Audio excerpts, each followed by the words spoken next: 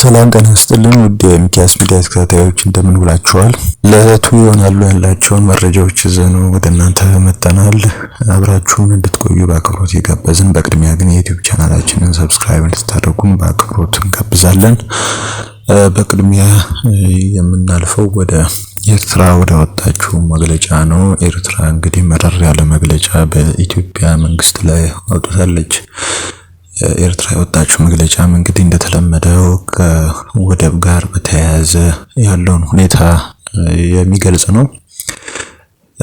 ኢትዮጵያ ለቀይ ባህር ቀጥተኛ ግንኙነት እንዲኖራት ደጋግማ በተለያዩ መግለጫዎችም ሆነ የመገናኛ ዘዴዎች ወይም ደግሞ አማራጮች ያደረገችውን ያለችውን ጥረት ኤርትራ ነቅፈዋለች። በውጭ ጉዳይ ሚኒስቴር የጥናትና ምርምር ክፍል የወጣ ዝርዝር መግለጫ እንግዲህ እጅግ በጣም መራርና ጠንካራ ስለመሆኑ ነው የተነገረው። ኢትዮጵያ ለባህር በር አማራጭ ማግኘት ጥረቷ ወይም ደግሞ ሉዓላዊ የሆነ ተጠቃሚነት ለማግኘት ያደረገች ያለችው ዘመቻ እስካሁን ድረስ የቆዩትን ጂኦፖለቲካዊ ፍላጎቶችን እንደ ቀጠናዊ አመቺ ሁኔታዎች በመጠቀምና ይህም አመቺ ሁኔታ እንዳለ በማስመሰል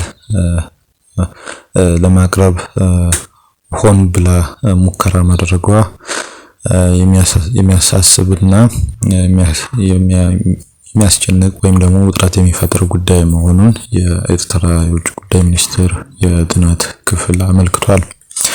ኢትዮጵያ ባለፉት 2 ዓመታት በተለይ ከጠቅላይ ሚኒስትር አብይ አህመድ ጀምሮ የተለያዩ ሚኒስትሮች፣ ወታደራዊ አዛዦች፣ አምባሳደሮችና ፖለቲከኞች የባህር በር በማግኘት ጉዳይ ላይ ትኩረት በማድረግ በተለያየ ሁኔታ ነገር ግን አንድ ዓላማ ባለው መልኩ መግለጫዎችን ሲያወጡ መቆየታቸውን የኤርትራ መግለጫ አውስቷል። ይህ ደግሞ ኤርትራ ነፃነቷን ባገኘችበት ጊዜ ወደቦቹን የመቆጣጠር ስህተት ፈጽማለች በማለት የቀይ ባህር ጉዳይ ዳግም እንዲነሳ መደረግ አለበት፣ ትኩረት ሊሰጠው ይገባል የሚል ሙግት በማንሳት እየተደመጡ ይገኛሉ ሲል ይህ መግለጫ አመልክቷል።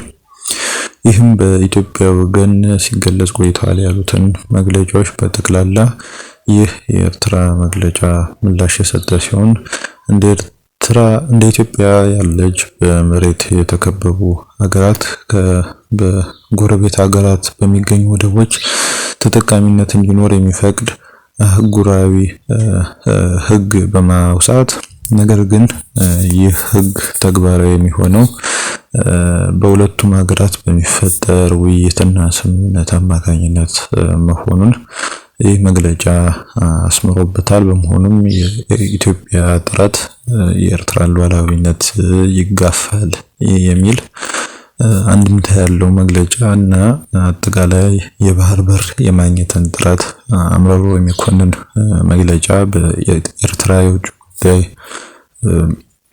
ሚኒስቴር የጥናትና ምርምር ክፍል ይፋ መደረጉን እንግዲህ ተዘግቧል። በሌላ በኩል ደግሞ በአቶ ጌታቸው ረዳ የሚመራው ስምረት ፓርቲ በፌደራል መንግስቱ እጅግ አዝነናል ሲል መግለጫ አውጥቷል። ፓርቲው እንግዲህ በአጠቃላይ የፕሪቶሪያ ስምምነት ሁሉም አይነት ውዝግቦችና ልዩነቶች በህገ መንግስቱ መሰረት እንዲፈቱ እድል የሰጠ መሆኑን በማውሳት ይሁን እንጂ በዚህ ያልተደሰቱ የውስጥና የውጭ አካላት በሚያደርጉትና እያደረጉ ባለው ጥረት ስምምነቱ የተጠበቀውን ውጤት እንዳያመጣ አድርገውታል ብሏል። መግለጫው በመቀጠልም በዚህ ስምምነት መሰረትና በህገ መንግስቱ በተቀመጠው አግባብ የምዕራብ ትግራይ ተፈናቃዮች ዋስትና ባለው አግባብ እንዲመለሱ በከፍተኛ የፌደራል አካላት የተመራ የተሻለ ደረጃ እንደደረሰ ጠቅሷል። ጨምሮም ግን ነገር ግን አካባቢውን ወረው የያዙና በፕሪቶሪያ የውል መሰረት ያለአንዳች ቅድመ ሁኔታ እንዲወጡ ስምምነት የተደረሰባቸው ኃይሎች የተጀመረውን የሰላም ሂደት አፈጻጸም ያደናቅፉ መግለጫዎችን እያወጡ ነው ያለው ስምረት ፓርቲ ይስተካከላል በሚል ዝምታ መምረጡን አውስቷል።